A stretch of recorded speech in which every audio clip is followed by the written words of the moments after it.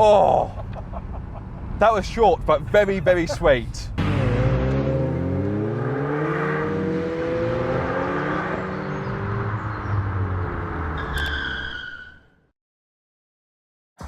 Let me take you back to 1998. France won the FIFA World Cup. Google was founded. Microsoft was the largest company in the world. Titanic cleaned up at the Oscars. And of course, fur babies were all the rage. It is also the year that this hits the automotive world, the Audi TT, a car that is almost identical to the concept car we saw in 1995, which is by no means a bad thing. Just look at it. Even to this day, it looks fantastic. In today's video, I'm discussing whether or not I think this car is a future classic. So keep watching and be sure to subscribe.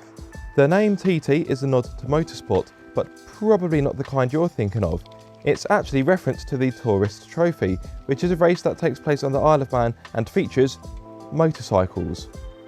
Okay. That may seem a bit random, but there is a good reason for this. It's all to do with two German motorcycle manufacturers by the names of NSU and DKW. They both used to compete in the Isle of Man TT races, and both companies merged to form, you guessed it, Audi. See, it makes sense now, doesn't it? Built on the same platform as the Mark IV Golf and the original Audi A3, the TT was offered with either a 1.8 litre turbocharged petrol engine, or in this case, a naturally aspirated 3.2 litre V6. Okay, it's actually a VR6, meaning it is technically different to a V6, but it says V6 on the engine cover, and that's good enough for me. Right, shall we go for a spin? Well, it'd be rude not to.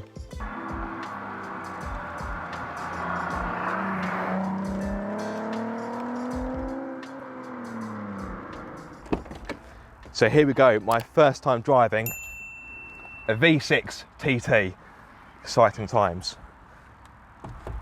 Got the owner sat beside me, he's looking very nervous. No, he's not really. Some of you may remember him actually. It's my old landlord, Alex. Regular viewers may remember that quite some time ago, I did a video in an Aston Martin where he used to own that Aston Martin, but he now also owns this. So he may be giving a bit of input throughout the video. I'll try not to say the wrong thing. But of course, Alex, thank you very much for letting me have a spin in this, because I know it's quite a cherished car for you. Right, yeah. Shall we turn the key? Yeah, why not? It's good, isn't it? The engine is a bit cold, so I'm not going to blip the revs too much just yet. Just to turn the old aircon down a bit. There we are. Right, 6-speed DSG. Oh, that's a nice throttle response. So these are really going to be my first thoughts, because like I say, I've never driven a V6 before. I've driven a few TTs, but not the big boy one. So let me talk you through the performance of this 3.2 litre V6, or VR6 if we're going to be really pedantic. It produces 250 horsepower along with 320 Newton meters of torque. It's got to be very careful because it's quite blind coming out of here. Not what you want in a kind of low slung sports car.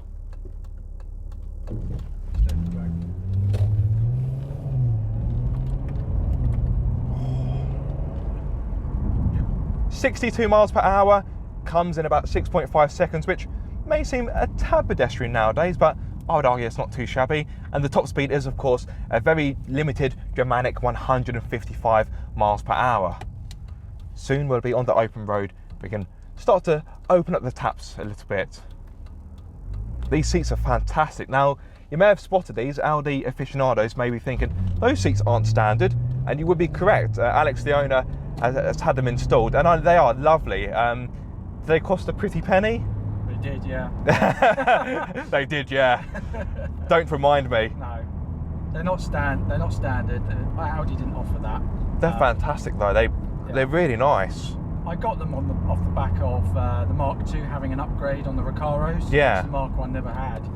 And because I didn't want a Mark II, I wanted to keep my Mark I. Yeah. I thought, why not get something that looks and feels pretty amazing to sit on. They feel pretty comfortable as well. How are they on a longer journey? Very, very comfortable actually. Yeah. You're sitting quite low in them compared to the other previous seats. Yeah, they're which fantastic. I like because it kind of gives it a more sportier feel, the car.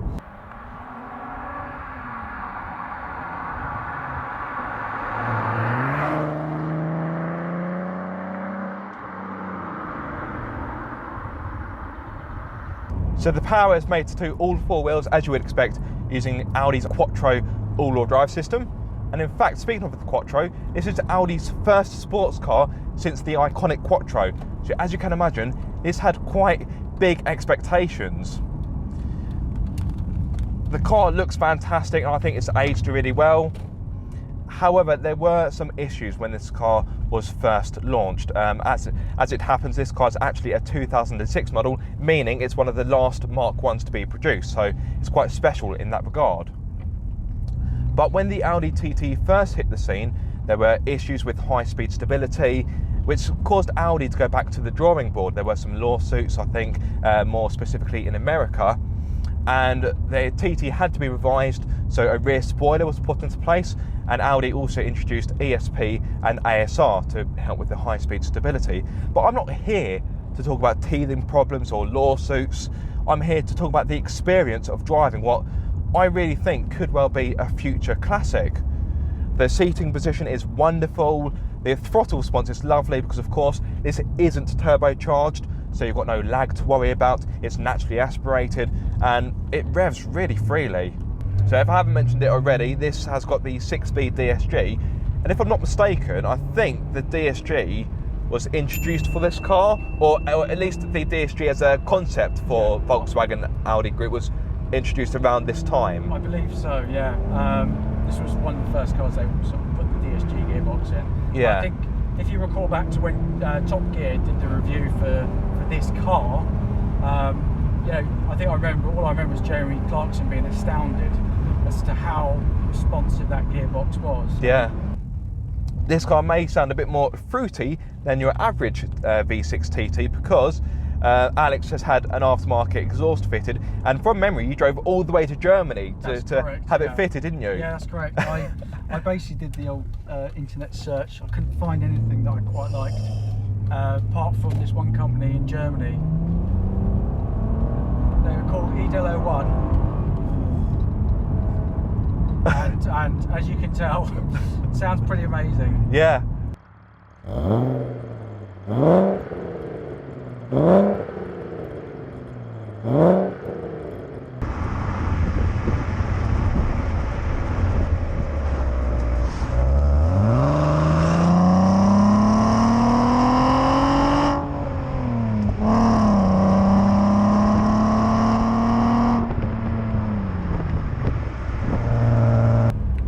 Now don't get me wrong, compared to, let's say, a brand new Mark III TTRS, this car may seem a little bit, I'm not going to say slow, because Alex is in the car and that'd be quite rude, but it may not feel quite as, maybe as alert. I think that's a good way of putting it. But of course, this is naturally aspirated, so that whole idea, you really wring out the car's power, don't you? You let it build up, build up, build up, build up. And because of the V6 and that wonderful exhaust, doing so is a really pleasurable experience. The steering's got a nice weight to it as well. I'd say it's about bang on. It's not too light, it's not too heavy. Is it hydraulic in this? I think so, yeah. I mean, it's got heavy over time simply because it's an aging car. Yeah. But it was lighter when I first bought it. So yeah, it's just it's the steering for the age of the car, basically. Yeah. And this feels almost old school in its approach. I know this car is 2006, so it's been around a bit, but even so, compare it to my Leon Cooper, which is a similar age, but is of course turbocharged. It's got a nice kind of, not lazy power to it, but it won't just give it to you there and then. You have to really work for it. And that's a good thing, because it makes the car more rewarding. Yeah. You've got to make it work to get the enjoyable. Exactly. It's got a lot of grip, as you can. Oh yeah, of course. The brakes feel pretty good. And the car turns in really nicely. Yeah. People are all too quick to complain about Audis of old having understeer. And I'm sure when you push this a bit, you will get some understeer. It's just part and parcel of Audi's Quattro system and just fast Audis in general. But so far, on this relatively short drive, I think this handles pretty sweetly.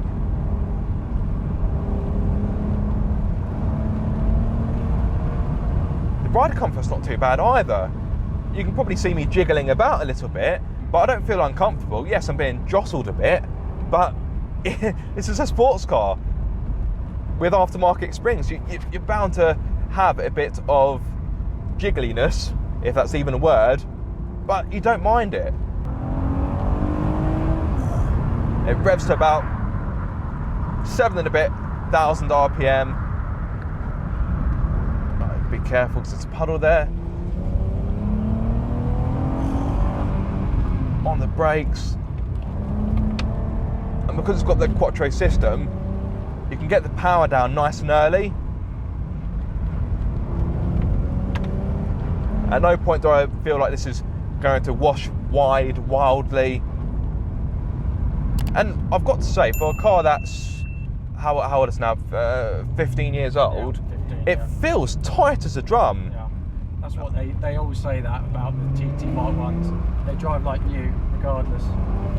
It feels like a really solid package. And how many miles has your one done? It's done 93. Oh wow, yeah. So it's not being a garage queen, has it?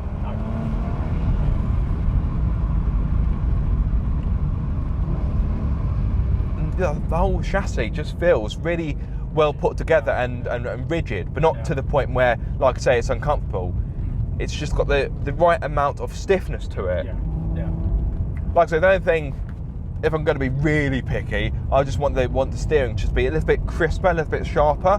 But again, this is an older vehicle, so I'm not going to be too critical on that. And to be fair, the steering on my Land Cooper isn't exactly perfect, and that is, of course, a similar kind of age. Right. Oh.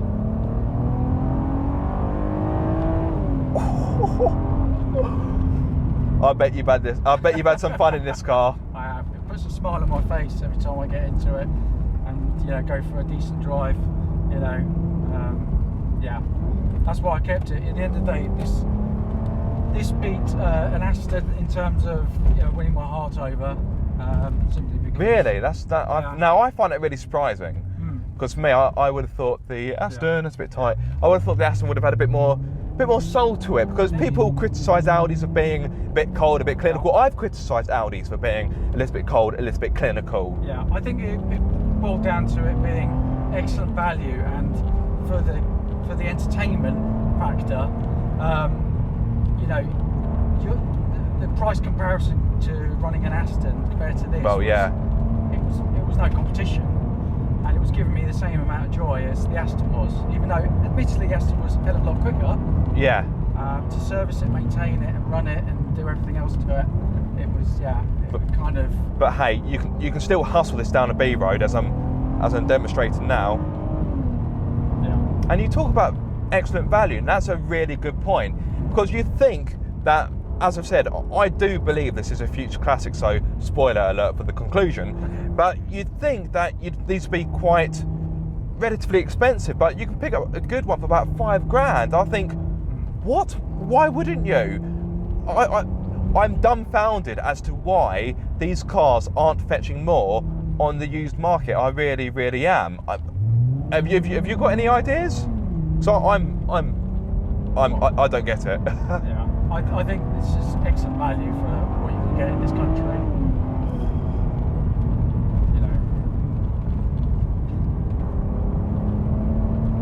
And I was having a look on Auto Trader just for a laugh, and I think I found one that was almost 3,500. And okay, it wasn't as nice condition, but I wouldn't go so far to call it a dog either.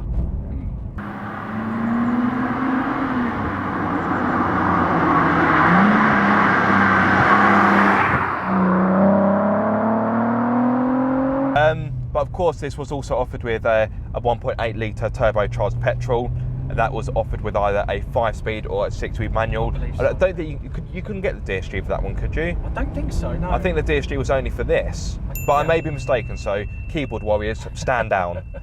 I'm not confirming that, that's just what I believe, which I may be wrong. But the 1.8 came in a few different power guides, the most powerful of which was the 225 horsepower, which I think was the BAM engine, if I'm not mistaken. I think so, that was also used in the Mark 1 Land Cooper R, a car that I'm also quite a big fan of.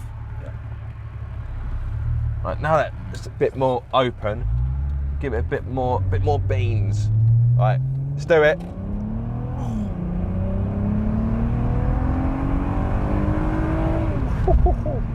Yeah, don't get me wrong, guys. This car isn't lightning fast, but it has enough. And I think particularly on Britain's roads, you don't want too much power.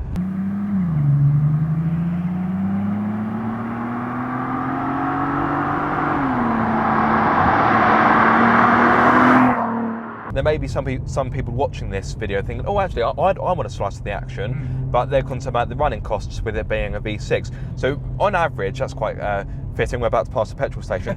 How much? What kind of MPG would you say you're getting? You can average out, if you drive it sensibly, probably 30 miles per gallon quite easily. That's not actually that bad. Yeah. If you put your foot down, it goes down to something like 5. Yeah, so that's quite a stark contrast. Yeah, quite a difference. But you know, if you've got this car, it's not really a commuter's car. It's a car you can sort of put in the garage, get out on a good day, or a nice day when you want to travel to work, which is what I do. Yeah, just keep it and maintain it. It doesn't cost a lot to maintain this car. Here comes that very small tunnel, which is very small.